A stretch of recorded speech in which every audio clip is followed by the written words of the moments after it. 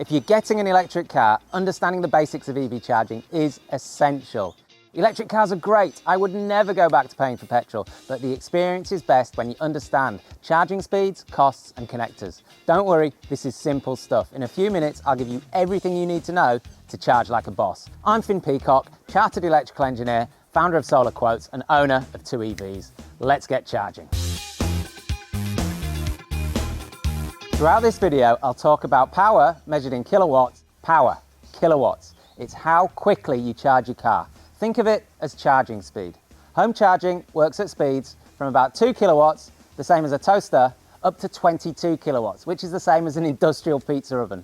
No matter how fast your charger, the maximum charging speed is actually determined by your car. The maximum speed this Mini and this Tesla can charge at is 11 kilowatts with a home charger. Now let's get into the meat and potatoes. What does it cost to charge an EV?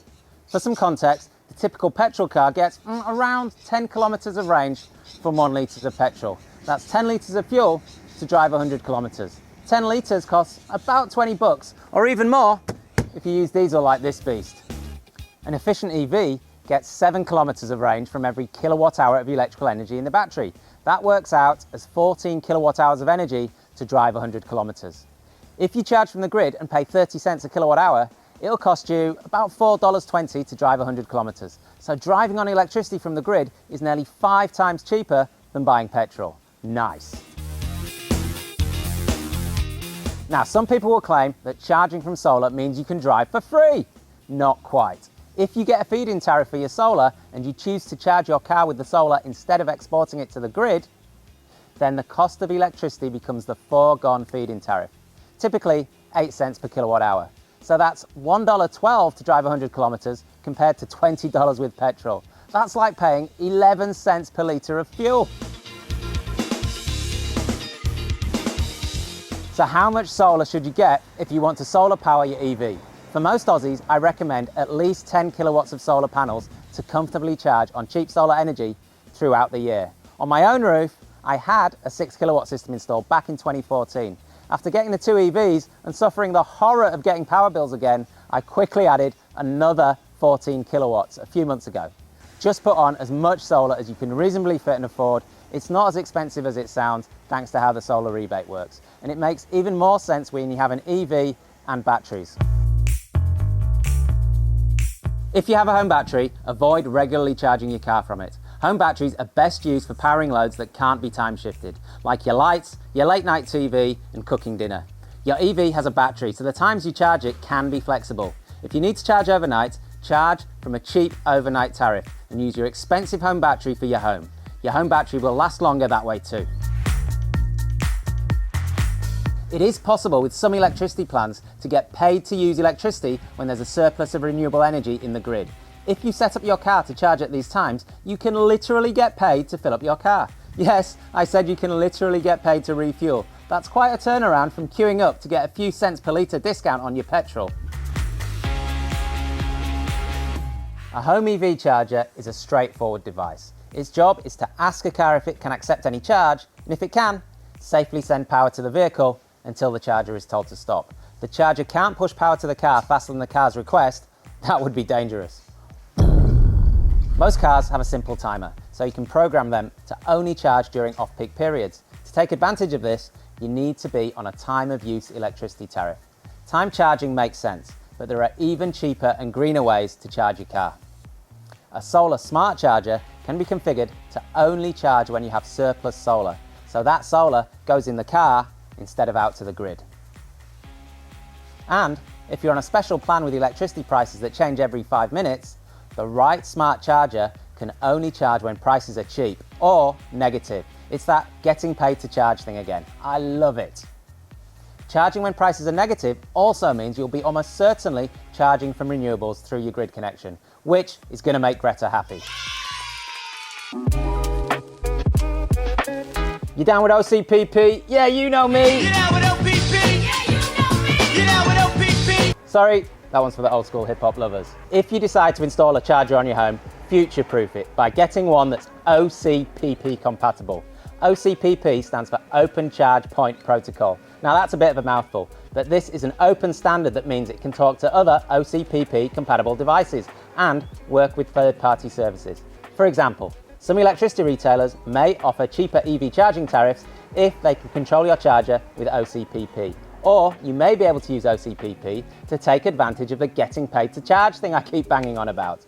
But for me right now, the biggest benefit of having an OCPP compatible charger like this one is integrating it with this excellent Aussie app called Charge HQ. Charge HQ is a brilliant app.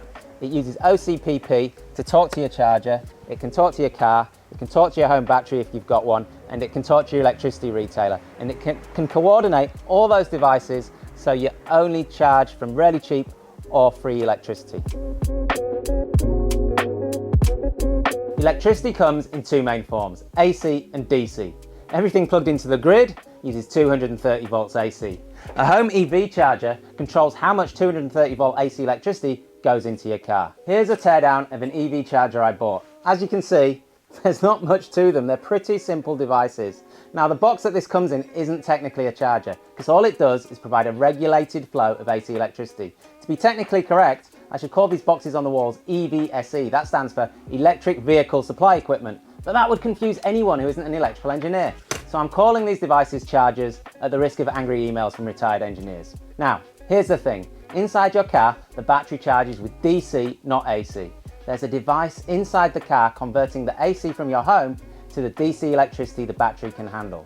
Those devices have a hard power limit on their AC-DC conversion. 11 kilowatts AC is the limit for many electric vehicles, such as my Mini Cooper SE or the popular Tesla Models 3 and Y. Some cars can charge as fast as 22 kilowatts at home, but they are rare. Now, if batteries charge from DC electricity, are there DC chargers? Yes, there are, and they can charge much faster, but you won't find one in a house.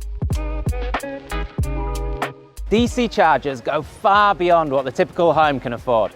They start around $100,000 to install, and you need a monster power supply, so you're unlikely to install one at your home. And if you charge from them too often, your car battery will degrade faster. So you should charge at home most of the time because it's cheaper and better for your car. But fast DC chargers are great for quickly topping up on long trips. These DC chargers are much faster than your home charging. Where a hardwired home charger typically charges from 7 to up to 22 kilowatts, a DC charger can charge from 50 kilowatts like these ones right up to 350 kilowatts if you're using one of the higher powered models. But that does depend on what your car can handle. My Mini, for example, can charge at a maximum of 50 kilowatts DC. The Tesla charges at about 100 kilowatts DC. One thing to bear in mind with DC charging is that you won't get those speeds for the whole charge. As the battery fills up, the speed will slow right down, and that's to protect your battery. If you're charging on the run, it's a good idea to plan to only have to charge to up to 80 or 90%, and that'll save you hanging around at the charger for ages. These ChargeFox DC chargers behind me can charge any recent model EV. I've just opened up the ChargeFox app to charge the Tesla from the ChargeFox charger, and it's telling me that the charger is out of order. Now, unfortunately, that is far too common with non-Tesla fast chargers. I know for a fact that this particular charger here has been out of order for something like 3 months. So I'm going to jump in the Tesla, drive 20 yards across the way and charge up at the Tesla superchargers. So as is all too common, I can't charge at the third-party fast charger. So I've come across the car park to this Tesla V2 supercharger. Now the V2 version 2 superchargers are by far the most common Tesla superchargers in Australia. They can charge your car at up to 120 kilowatts if your car can take it. Now the great thing about Tesla superchargers is their abundance. They're in lots of really good places, and there are lots of them, and their reliability. It's very rare that you see a Tesla supercharger not working. One of the downsides is Teslas are so bloody popular, it can be hard to get an empty slot in the metros. Good news if you don't drive a Tesla is that Tesla Australia have just announced they're opening up some of their superchargers to non-Tesla EVs. Now the bad news is it's not all Tesla superchargers. So to find out which ones are compatible, you've got to download the Tesla app, you've got to create an account, and you've got to have a look on the map. As a footnote, I came back to this exact charge station 2 weeks later, and every single non-Tesla charger was out of order. The industry has settled on jargon to describe slow, medium, and fast charging. Being engineers, they decided to call it level 1, level 2, and level 3 charging. Boring. First up, level 1 charging, which will add about 10 kilometers of range per hour to an EV. Level 1 chargers are simply a cable and power brick that connects to a standard power point. This one came with my wife's electric Mini, this one came with the Tesla, but Tesla has stopped shipping them with their cars as standard. Now, if your car manufacturer does not include a level 1 mobile connector like these with your car, make sure you buy one and put it in the boot. Even if you never use it at home, it will save you bacon one day. These bricks charge at about 2 kilowatts. Like I said, that's about 10 kilometers of range every hour it's plugged in. It's painfully slow. The Mini will take about 15 hours to fully charge with its level 1 charger. The Tesla will take over 30 hours with this plugged into a standard socket. That's gonna hurt. But some level 1 power bricks can charge at higher speeds. Depending on the manufacturer, your device may have an interchangeable plug. The Mini doesn't, it's a slow standard socket or nothing. But the Tesla, it does, yay! As standard, the Tesla comes with a regular 10 amp plug and a 15 amp plug. What's the difference? The 15 amp plug has a wider earth pin and it needs a special socket with thicker wiring that can handle all 15 amps. So if you spent any time at all in a caravan park, you're going to be familiar with a 15 amp socket. A 15 amp socket will let you charge at 3 kilowatts instead of 2 kilowatts, so that's 50% faster than the standard socket. Still quite slow though. Now, if you want to charge at home with 15 amps, you'll need to install a 15 amp socket where your car will park. I recommend you do this job properly with one of these industrial style sockets. Expect to pay about $500 for this installation. Now here's a tip for cheap, fast home Tesla charging. If you have a recent Tesla and you're lucky enough to have a 3-phase socket in your garage, you can buy third-party tails that charge at about 5 to 7 kilowatts just using your mobile connector. If you've got a small EV like the Mini, or you do very little driving and have an indoor or covered charging spot to protect the power brick from the weather, you may find that level 1 charger like this is all you need. But if you have a regular sized EV and you drive a reasonable amount, you'll probably find level 1 charging with a regular or even a 15 amp socket painfully slow. The solution is a level 2 charger with dedicated wiring back to your switchboard. Here at my own home, I have this Delta AC Max charger. Now, I've been a big fan of Delta from my days working as an electrical engineer. I use their gear to control nuclear power stations, so I'm more than happy for it to control my home charging. Now, I really recommend a proper hardwired charger like this if you have an EV. This style of level 2 charger comes in 2 main versions, single phase or 3-phase. If you've got a single phase supply to your house, the decision's made for you. Get a single phase charger. Single phase EV chargers charge at 7 kilowatts and can add about 40 to 50 kilometers of range per hour. That would fully charge this car from empty in about 5 hours, or the Tesla in about 10 hours. So you can be confident that you're going to get an overnight charge. If you have a 3-phase supply, I highly recommend getting a 3-phase charger. The higher speed charging, it just makes life easier, especially if you keep forgetting to plug your car in, like I do, and you need to get charged ASAP. One thing almost everyone forgets about when they buy their first home charger is cable length. When I got my first home charger, I couldn't charge my car if it was parked in the second position. So when I got my new one, I bought what's called an untethered charger. As you can see, it comes without a charging cable, and you can buy your own charging cable at the length you need. I needed a 10-meter charging cable to charge both cars, no matter how they were parked in my driveway. All electric cars sold in Australia since January 2020 come with an AC charging socket known as Type 2. It looks like this. This plug and this socket is used for level 1 and level 2 EV charging. So unless you've bought an old second-hand EV, you'll want a charger with a Type 2 plug like this. As for level 3 charging, that's simply another name for the fast DC charging I've already described. It's designed for fast, on-the-go top-ups. All Australian EVs sold since 2020 that are capable of level 3 DC charging will also have a second socket immediately below the Type 2 socket. This socket combination is called CCS, for Combined Charging System. If I pull the bottom rubber cover off this Mini, all is revealed.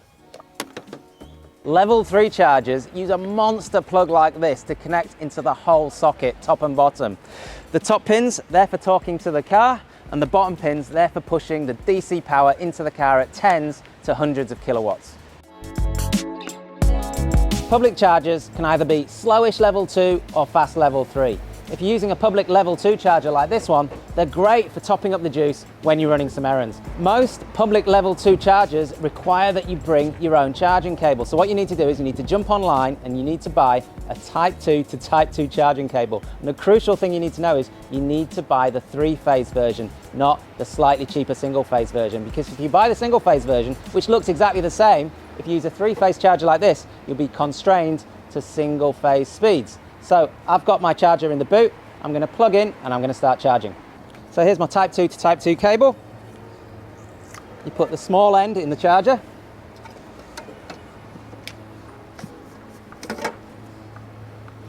And you put the bigger end in your car.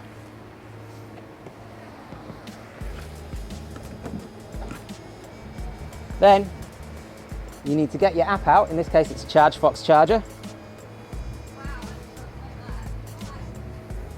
You need to find the charger on the map.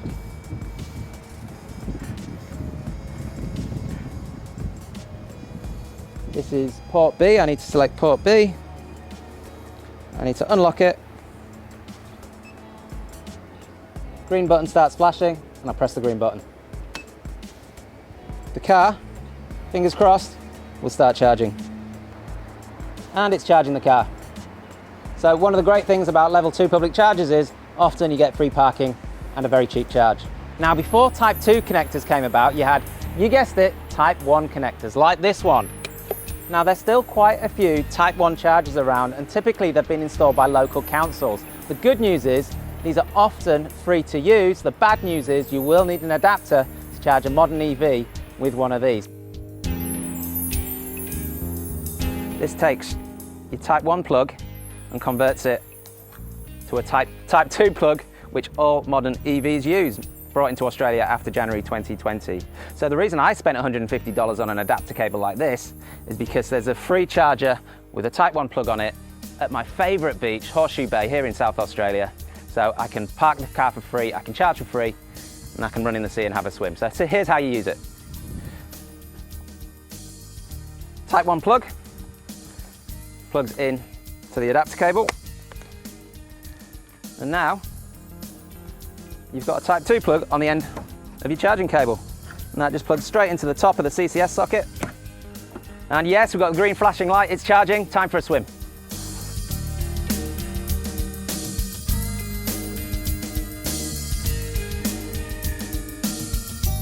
Public level 3 fast chargers like this one are usually easy to differentiate compared to level 2 chargers like that one. And that's because they're massive. And of course, they have the monster plug that I showed you earlier. Now, many public level 3 chargers also have one of these plugs, which is called a CHAdeMO.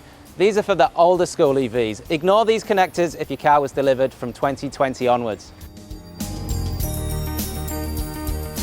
What does it cost to charge when you're away from home? Some level 2 chargers are actually free, especially the old ones with a Type 1 connector. Most provided by accommodation and other venues are free too. If you do have to pay to use a level 2 charger, expect to pay around 25 to 35 cents per kilowatt hour. You'll use a credit card or you'll use an app. Level 3 chargers, the fast ones, they offer more than 25 kilowatts of charging speed. They are expensive. Expect to pay about 50 to 65 cents per kilowatt hour. That's about 10 times more expensive than self-consumed solar energy, but still half the cost per kilometre of a petrol car. Thanks for watching this video. If you want to get more of the best information I've found about solar, batteries and EV chargers in Australia, please join 25,000 others and click the subscribe button below.